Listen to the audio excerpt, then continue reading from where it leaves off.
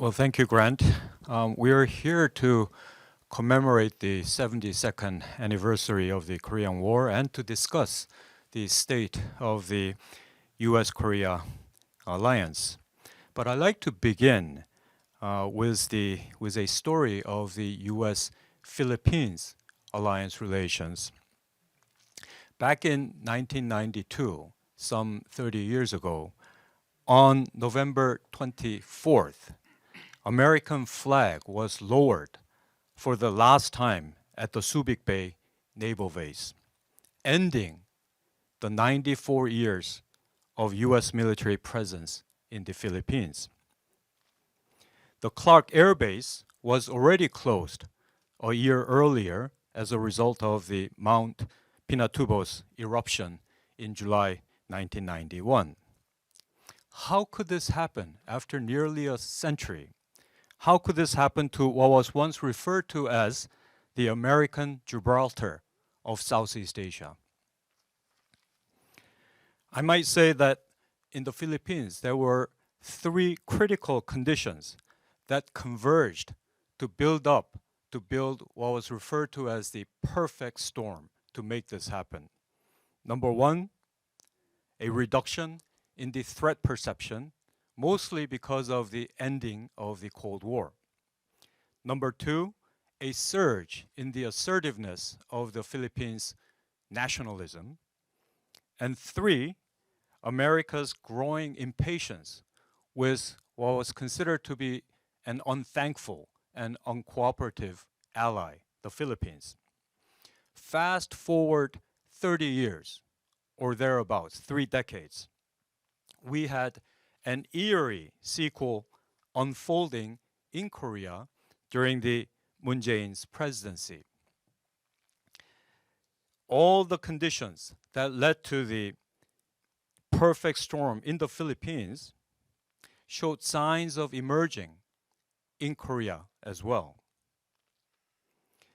The threat perception was significantly reduced during President Moon Jae-in's government as a result of his peace initiatives, and I will talk more on that.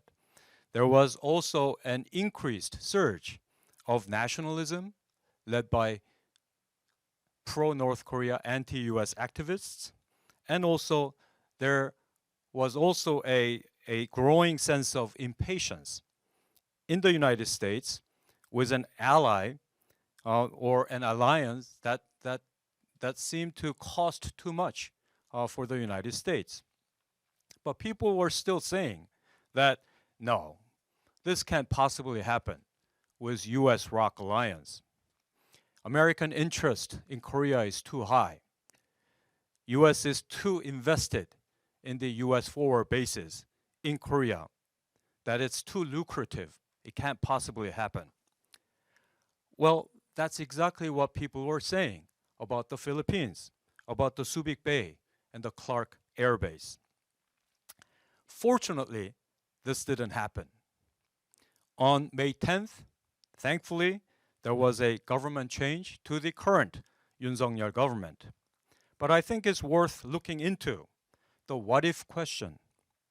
What if Yoon Suk-yeol didn't win the presidential election? What if there was a continuation of the policies pursued by Moon Jae-in? Anti-Americanism, pro-North Korea policies.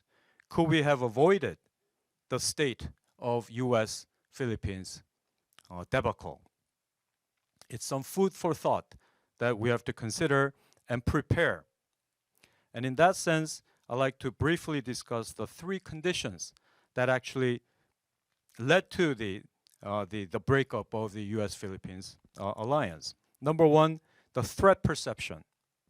The threat perception under the Moon Jae-in government, for example, on April 27, 2018, that was the first of the three Moon Jae-in, Kim Jong-un meeting.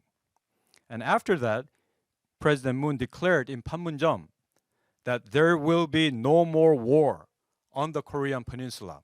In the same year, in September, he went to the UN in New York and declared North Korea officially ended its policy of nuclear development.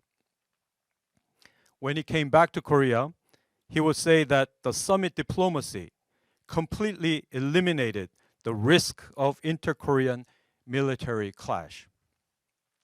Where is this confidence coming from? I mean, if you look at what is happening right now, we are on the verge of a possible 7th nuclear test by North Korea. Clearly, Moon Jae-in had the threat perceptions all wrong. But the problem is that for 5 years, he's based his policies on his misperception of North Korea's threat. And this trickled over into the United States as well. It influenced the US policy towards North Korea as well. It led to the Trump administration's turnabout in the perception of and policy towards North Korea. From fire and fury and rocketmen to a very favorable policy that led to the summit meeting in Singapore in 2018 June. The second condition is the nationalism. I might just add that President Moon's staffers were filled with what is generally referred to as the Jusapa, which is a pro-North Korea, anti-US student activists. There are 3 key factors or 3 key goals of these student activists. Self-reliant national defense, reminiscent of the Juche ideology, US withdrawal, and South Korea's non-aligned status. It is not a coincidence that in 2019, in October, US Embassy was violated by 19 students who chanted, "We don't need US troops in Korea." These sort of anti-American sentiments led to the type of policies such as the 3 no to THAAD. Not joining the US missile defense, no more THAAD deployment, and no US-Japan-South Korea alliance. It also led to the Moon Jae-in government terminating the GSOMNIA, although it was later reversed, salvaged. So how does the new government in South Korea make things right? It is a very tall task, but for the Yoon Suk-yeol government, it's easy to say that everyone can say that the alliance is important, the alliance is healthy, but there has to be more. And what can we add to what is already there to strengthen the institutional link? And I think that is the key. To add, Quad is certainly one that's on the horizon a lot, the Quadrilateral Security Dialogue. It is a amalgamation of the democracies and liberal economies. South Korea fits that billing. IPEF, South Korea has already joined, which President Biden has initiated in May just this year. South Korea is the first Asian country to join NATO's Cooperative Cyber Defense Center of Excellence. I think that's a very good start. In an ideal world, the alliance between US and South Korea should be leading to a regional stability to safeguard liberal democratic order in this part of the world as well as the global capacity. But how can the alliance do that if we cannot even stop or deter North Korea? What can we say when North Korea ends up exploding its 7th nuclear test? More condemnation? Sanctions? More sanctions? More talks to prevent 8th, 9th, 10th nuclear tests? That's not good enough. It is very clear that for 3 decades, we have failed in deterring North Korea. Engagement has failed. The sunshine policy has failed. Can we say that the extended deterrence from the US is sufficient? Can we say that after 10th, 15th North Korean nuclear test? I think not. I think we have to find a way, find the weak link of Kim Jong-un, of North Korea, that will make things very, very critical for the Kim Jong-un regime to respond better. to the outside world. And I will end by making one suggestion, which is to benchmark the international community's response to the apartheid system in South Africa. With the apartheid system, what the international community did was to press South Africa with a comprehensive boycott in sports, culture, economy. With North Korea, we have just the opposite. With North Korea, everyone is just can't get enough of North Korea to join the Olympics, the World Cup. They want to invest in North Korea.